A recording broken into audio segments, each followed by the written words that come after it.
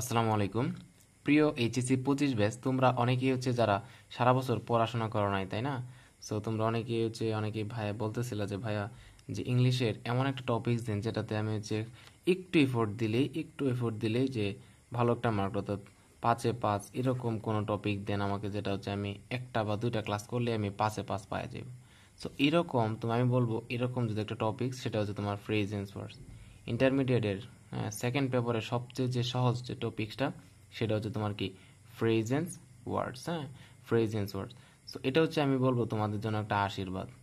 So এইখানে যারা তোমার 5টা নাম্বার হারিয়ে ফেলবা, তোমার ভালো নাম্বার তোলা তোমার জন্য একটু ডিফিকাল্ট হয়ে যাবে আর কি। হ্যাঁ, সো এই 5 নাম্বার যাতে কখনোই কোনোভাবেই না ছোটে তোমার।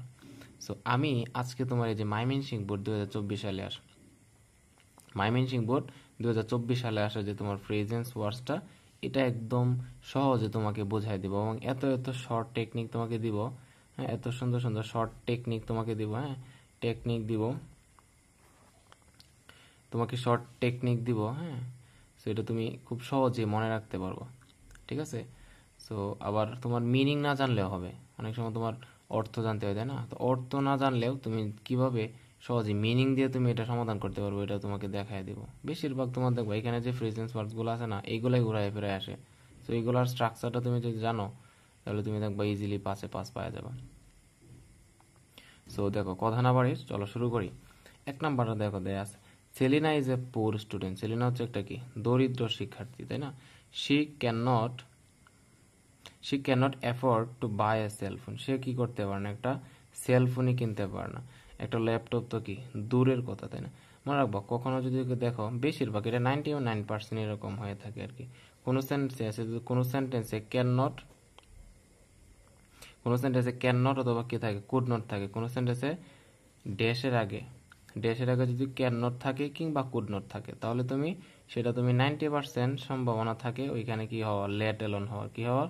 লেট এলোন হওয়ার। তো ভাই একটা জিনিস তুমি শিখতে পারলা যে কখনো যদি দেখো, যে দেখো এখানে লেট এলোন আছে, কখনো যদি কোনো সেন্টেন্সে ড্যাশ থাকে এবং ড্যাশের আগে কি আছে, ক্যান নট আছে। কি আছে? ক্যান নট অথবা কি আছে, কুড নট আছে। কি কুড নট আছে, তাহলে ওই ড্যাশটার মধ্যে 99% সম্ভাবনা সেখানে কি হওয়ার, লেট এলোন হওয়ার। কি হওয়ার? Let alone. ঠিক আছে? তাহলে এখানে বলতে আছে যে she can not afford to buy a cellphone. সে একটা সেলফোনই কিনতে পারে না। Let alone a laptop. একটা ল্যাপটপ তো চিন্তাই করা যায় না, দূরের কথা, ভাবাই যায় না। এরপরে লক্ষ্য করো, দ্য স্কাই ইজ ক্লাউডি। আকাশ হচ্ছে কি মেঘাচ্ছন্ন। It may rain today. আজকে কি হইতে পারে? বৃষ্টি হইতে পারে। You dash leave early. তুমি বরং কি আগে চলে যাও, তুমি বরং কি চলে যাও, আগে চলে যাও। এখন দেখো একটা জিনিস তোমাকে টেকনিক শিখাই। দেখো সাবজেক্ট আছে না, সাবজেক্টের উপর ড্যাশ, লিভ মানে ত্যাগ করা, এটা হচ্ছে কি ভার্বের বি1 বা বেস ফর্ম। মনে রাখবা, কখনো যদি কোনো সেন্টেন্স এরকম থাকে, সাবজেক্ট থাকে, এরপর একটা ড্যাশ আছে, এরপরে বি1 আছে। কি আছে? বি1 আছে। ওই ড্যাশটার মধ্যে দুইটা বিষয় হইতে পারে, হয় সেখানে হ্যাভ টু অথবা হ্যাজ টু হবে, কিংবা হ্যাড বেটার হবে। কি হবে? Had better. বলো কি বলছি? এই দুইটা ফ্রেজ থাকে। হ্যাঁ, দুটো ফ্রেজ তোমার থাকেই, তুমি যে বডি করো এগুলা ছাড়া কোনো বডি পাবো না। সো আমি তোমাকে যেটা বলতেছিলাম যে সাবজেক্ট, শুরুতে সাবজেক্ট, এরপরে ড্যাশ, ড্যাশের পরে বি1, এরকম যদি হয়, ওই ড্যাশটার মধ্যে দুইটা বিষয় হইতে পারে, হয় হ্যাভ টু হ্যাজ টু হবে, না হয় কি হবে, হ্যাড বেটার। এখন তুমি বলতে পারছো ভাই কখন আমি হ্যাভ টু হ্যাজ টু ব্যবহার করবো, কখন হ্যাড বেটার? যদি ওই সেন্টেন্সটা দ্বারা বাধ্যবাধকতা বোঝায়। কি বোঝায়? বাধ্যবাধকতা, মানে কোনো কিছু করতেই হয়, করতেই হবে, এরকম বোঝায়, তখন সেই ড্যাশটার মধ্যে হয় হ্যাভ টু হবে, না হয় কি হবে, হ্যাজ টু হবে। আর যদি কখনো কোনো সেন্টেন্সটার মধ্যে উচিত বোঝায়, উচিত অর্থ প্রকাশ করে, তখন সেখানে কি হয়, হ্যাড বেটার হয়। এখন দেখো তো, এই যে ইউ ড্যাশ লিভ আর্লি, তুমি বরং তাড়াতাড়ি চলে যাও, সাবজেক্ট আছে, ড্যাশ আছে, এরপরে কি আছে, ভার্বের বি1 আছে। তার মানে এই ড্যাশটার মধ্যে হয়, এই যে দেখো, হয় এখানে কি হবে, হ্যাজ টু হবে, না হয় কি হবে, না হয় যে দেখো এই যে হ্যাড বেটার হবে। কি বলছিলাম আমি? যে কখনো সাবজেক্ট ড্যাশের পরে বি1 থাকলে হয় সেখানে হ্যাজ টু হবে, না হয় কি হবে, হ্যাড বেটার হবে। এখন আমাকে বলো তো ভাইয়া, যে এখানে অর্থটা কি দাঁড়াইতেছে? যদি বাধ্যবাধকতা বোঝায় তাহলে হবে হ্যাজ টু, আর যদি তোমার উচিত বোঝায় তাহলে কি হবে, হ্যাড বেটার। বলতেছে দ্য স্কাই ইজ ক্লাউডি, আকাশ হচ্ছে মেঘাচ্ছন্ন। ইট মে রেইন টুডে, আজকে বৃষ্টি হইতে পারে। ইউ ড্যাশ লিভ আর্লি, তুমি বরং কি আগে চলে যাও। তাহলে তোমাকে কি দেওয়া হচ্ছে বলো তো এখানে? তোমাকে পরামর্শ দিতেছে না। পরামর্শ দিলে বা উচিত অর্থে তোমার কি ব্যবহার করি আমরা? হ্যাড বেটার ব্যবহার করি। তাহলে ইউ হ্যাড বেটার হবে, এখানে কি হবে? হ্যাড বেটার হবে। You had better leave early, তুমি বরং কি করো?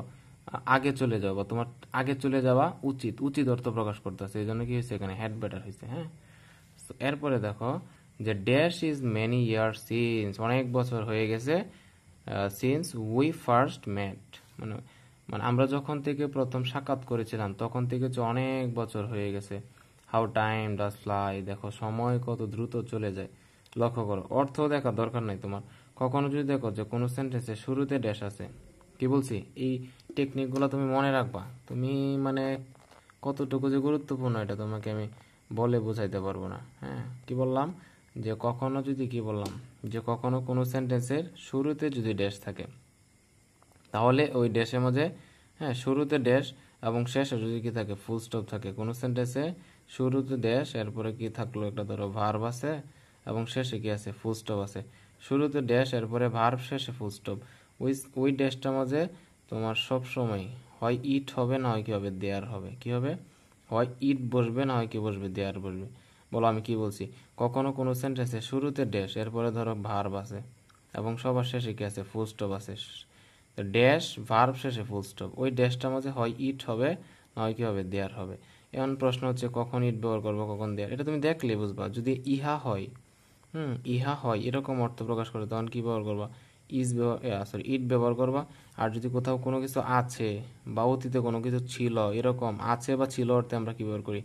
দেয়ার ইউজ করি। এখন লক্ষ্য করো তো যে it is many years since, এটা অনেক বছর সময় হয়ে গেছে, যে সিন্স উই ফার্স্ট মেট, যখন থেকে আমরা প্রথম সাক্ষাৎ করেছিলাম। তো ইহা অনেক সময় হয়ে গেছে, অনেক বছর হয়ে গেছে, তাহলে এরকম অর্থে কি ব্যবহার করি আমরা? ইট ব্যবহার করবো নাকি দেয়ার ব্যবহার করবো? অবশ্যই ইট ব্যবহার করবো। দেখো তো, এই যে দেখো সেন্টেন্সের শুরুতে ড্যাশ আছে, অবশ্যই কি ব্যবহার করবো? ইট ব্যবহার করবো। It is many years since. এরপরে বুঝো, লক্ষ্য করো, দেখো এখানে কি বলতেছে? হিজ মাদার ইজ সিক, তার মা হচ্ছে কি? অসুস্থ। হি নিডস টু গো হোম, তার কোথায় চলে যাওয়া উচিত? বাড়িতে চলে যাওয়া প্রয়োজন। ড্যাশ পসিবল, এটা আসলে তুমি নিয়ম দিয়ে বুঝবা না, এটা হচ্ছে তোমার আসলে অর্থের সাথে সামঞ্জস্য আর কি।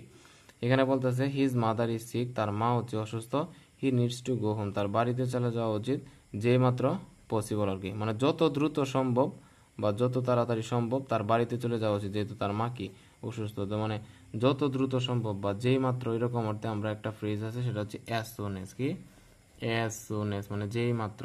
তাহলে এখানে কি হবে বলো? যে his mother is sick, he needs to go home, তার বাড়ি চলে যাওয়া প্রয়োজন, অ্যাজ সুন এজ মানে যেই মাত্র বা যত দ্রুত সম্ভব তার বাড়ি চলে যাওয়া উচিত। এরপরে লক্ষ্য করো, we dash develop our humanity, আমাদের মানবতা কি করা উচিত? আমাদের মানবতাটা বাড়িয়ে দেওয়া উচিত। দেন অবজার্ভ হরতাল অ্যান্ড স্ট্রাইক, হরতাল এবং স্ট্রাইক পালন করার চেয়ে, হ্যাঁ, আমাদের মানবতাটা, হিউম্যানিটিটা আরো বিকশিত করা দরকার বা বাড়িয়ে দেওয়া দরকার, এরকম আর কি। সো লক্ষ্য করো, এই যে দেখো, কখন যদি দেখো এরকম আছে যে সাবজেক্ট আছে, ড্যাশ আছে এবং এরপরে বিয়ন আছে, এবং ওই সেন্টেন্সটা আমাদের কি আছে? দেন আছে। কি আছে? দেন আছে। তুমি চোখ বন্ধ করে সেখানে উড রেদার ইউজ করবা। কি ব্যবহার করবা? উড রেদার, এবং এটার অর্থ প্রকাশ করে বরং ভালো। এই যে দেখো উড রেদার আছে এখানে, এই যে দেখো উড রেদার। কি বলছি? কখনো কোনো সেন্টেন্সে সাবজেক্ট এবং সাবজেক্টের পরে ড্যাশ, ড্যাশের পরে বিয়ন, বলা তো যে সাবজেক্ট আছে, ড্যাশ আছে, বিয়ন আছে, এবং এই সেন্টেন্সটার মধ্যে কি আছে? দেন আছে। কি আছে? দেন আছে। তার মানে এখানে কি হবে? উড রেদার হবে। আবার অনেকেই তোমাকে যেটা বলতে পারে যে দেন থাকলে কি দিবা? উড রেদার দিবা, এরকম না। দেন থাকলে সেখানে নোশনাল হেড হইতে পারে। নোশনাল হেডের ক্ষেত্রে ওই সেন্টেন্সটা আমাদের কি থাকে? দেন থাকে। কিন্তু আমি তোমাকে যেটা বলছি যে শুরুতে সাবজেক্ট, এরপরে হচ্ছে ড্যাশ, ড্যাশের পরে যদি কি থাকে? বিয়ন থাকে। সাবজেক্ট ড্যাশ, ড্যাশের পরে বিয়ন, এবং ওই সেন্টেন্সটা আমাদের দেন থাকলে চোখ বন্ধ করে তুমি সেখানে কি দিবা? উড রেদার ইউজ করবা। হ্যাঁ, এরপরে দেখো, Robert Browning is my favourite poet, তিনি হচ্ছে আমার প্রিয় একজন কবি। হি ড্যাশ ইন 1812, তিনি হচ্ছে 1812 সালে তিনি কি করেন? জন্মগ্রহণ করেন। কি করেন?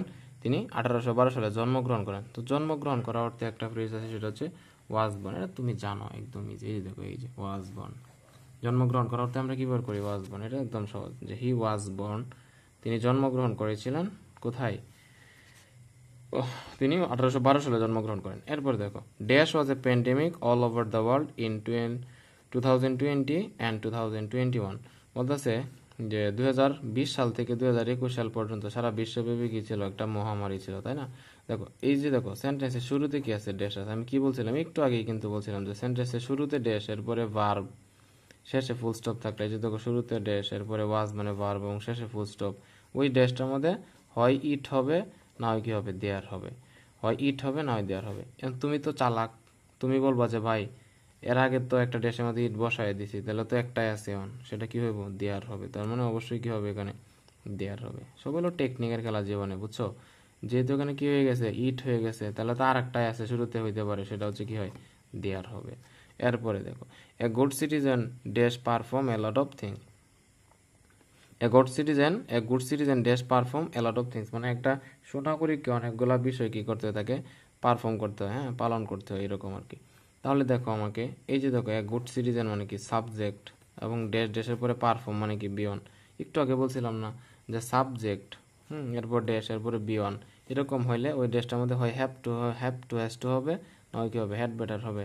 হ্যাঁ, তো হেড ব্যাটার তো একটার মাঝে হয়েই গেছে, এই যে দেখো হেড ব্যাটার কিন্তু একটার মাঝে আমরা বসাই দিছি, এই যে কোথায়, এই যে দেখো বি নাম্বারটার মধ্যে আমরা কি বসাইছি, হেড ব্যাটার বসাই দিছি। তার মানে এখানে কি হবে, আর একটাই আছে, সেটা কি হবে, এই যে হ্যাজ টু আছে, কি হবে, হ্যাজ টু হবে। তাহলে কি হবে, good citizen has to perform, তাকে কি করতে, পারফর্ম করতে হয়। এবং দেখো, এবং এটা কি বোঝাইতেছে, বাধ্যবাধকতা, এই জন্য কি হয়েছে, হ্যাজ টু হয়েছে, যে good citizen has to perform A lot of things. একদম সহজ, যে সাবজেক্ট আছে, ড্যাশ আছে, এরপরে বি ওয়ান আছে, হয় হ্যাভ টু হ্যাজ টু হবো, নাহলে হেড ব্যাটার হবো।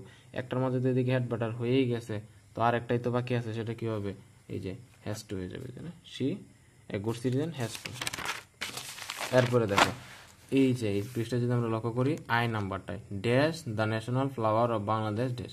মনে রাখবা, কখনো যদি দেখো কোনো সেন্টেন্সে আমাদের দুইটা ড্যাশ আছে, হ্যাঁ, ড্যাশ কিছু একটা ওয়ার্ড আছে, ওয়ার্ডস আছে, এবং আবার কি আছে, ড্যাশ আছে, এবং শেষে প্রশ্নবোধক চিহ্ন, ড্যাশ ওয়ার্ডস ড্যাশ শেষে প্রশ্নবোধক চিহ্ন। কি বলছি, কখনো কোনো সেন্টেন্সে দুইটা ড্যাশ থাকলে এবং শেষে প্রশ্নবোধক চিহ্ন থাকলে, ওইখানে হয় what what does dot dot look like হবে, হ্যাঁ, লুক লাইক হবে, না হলে কি হবে জানো, হোয়াটস ডট ডট লাইক হবে, কি হবে, হোয়াটস ডট ডট লাইক হবে।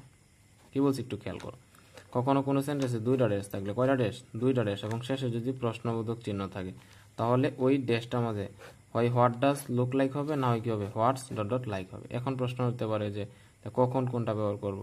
যদি দেখো ওই সেন্টেন্সটার অর্থ দেখতে কেমন, কি অর্থে প্রকাশ করতেছে, দেখতে কেমন বুঝাইলে আমরা হোয়াট ডাজ লুক লাইক ব্যবহার করি, আর কোনো কিছু কেমন, কোনো কিছু কেমন, এটা ভালো নাকি খারাপ, এরকম বুঝাইতে আমরা কি ব্যবহার করি, হোয়াটস ডট ডট লাইক ব্যবহার করি।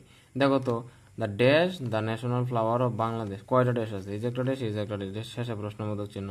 তার মানে এখানে হোয়াট ডাজ লুক লাইক হইতে পারে, আবার হোয়াটস লাইক হইতে পারে। আবার দেখো dash honesty dash it is the quality of life, এই যে দেখো দুইটা ড্যাশ, শেষে প্রশ্নবোধক চিহ্ন। এখানে হোয়াট ডাজ লুক লাইক হইতে পারে, আবার হোয়াটস লাইক হইতে পারে। এখন দেখো কোনটা কি হবে, আমি বলছি কি, যেটার অর্থ দেখতে কেমন, সেক্ষেত্রে আমরা কি ব্যবহার করবো, হোয়াট ডাজ লুক লাইক। দেখো তো, dash the national flower of Bangladesh, বাংলাদেশের জাতীয় পতাকা, হ্যাঁ, জাতীয় ফুল, বাংলাদেশের জাতীয় ফুল কি, দেখতে কেমন।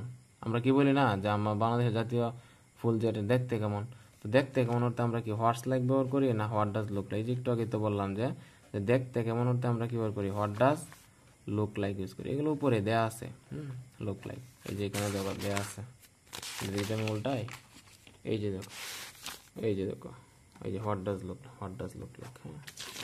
এরপরে দেখো dash dash honesty dash it is the quality of life, এই যে দেখো অনেস্টি মানে কি বলতো, অনেস্টি মানে কি, সততা। আমরা কি বলি এরকম যে সততা দেখতে কেমন, সততা কি দেখা যায়, ধরা যায়, ছোঁয়া যায়, স্পর্শ করা যায় না। তো আমি তোমাকে সাধারণত কিভাবে বলবো যে আসলে সততা কেমন, সততা হচ্ছে it is the quality of life, এটা হচ্ছে আমাদের জীবনের একটা গুণ, বিশেষ একটা গুণ, অনেস্টি, সততা। তো এটা তো যে আসলে দেখা যায় না, তো এখানে আমরা কি হবে, যদি কোনো কিছু দেখা না যায়, কোনো কিছু বাইরের আকার আকৃতি না থাকে, তখন সেখানে কি ব্যবহার করি আমরা, হোয়াটস লাইক ব্যবহার করি। কি হবে এখানে তাহলে, হোয়াটস ডট ডট, এই যে এখানে হবে কি, লাইক হবে। ঠিক আছে, একদম সহজে তোমাকে বলে দিলাম। সো আশা করি তোমাদের ক্লাসটা ভালো লাগছে আর কি। আর তোমরা যারা এইচএসসি 25 ব্যাচ আর কি, হ্যাঁ, তোমরা যারা এইচএসসি 25, হ্যাঁ, এইচএসসি 25 ব্যাচ যারা দেখতেই তো আছো, তোমার প্রতিদিনই আমার ফার্স্ট পেপার সেকেন্ড পেপার একটা না একটা বোর্ড কোশ্চেন সলিউশন করিয়ে দিতেছি।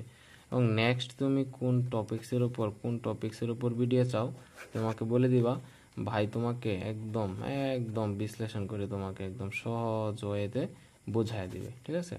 সো আর তোমরা যারা এখন হচ্ছে আমার চ্যানেলে নতুন, তারা হচ্ছে আমার চ্যানেলটাই যে ইংলিশ উইথ সানোয়ার শিকদার যে চ্যানেলটা আছে, সানোয়ার শিকদার যে চ্যানেলটা আছে ওটা তুমি সাবস্ক্রাইব করে রাখো, হ্যাঁ সাবস্ক্রাইব করে দাও, ঠিক আছে, সাবস্ক্রাইব করে রাখো। আর যদি আমার এই ভিডিওটা ফেসবুকে দেখে থাকো, ফেসবুকে একটা ফলো দিয়ে রেখো। সো তোমাদের জন্য শুভকামনা রইল, ঠিক আছে, পরিশ্রম করতে থাকো, ইনশাল্লাহ ভালো কিছু হবে। ভালো থাকো, সুস্থ থাকো, আল্লাহ হাফেজ।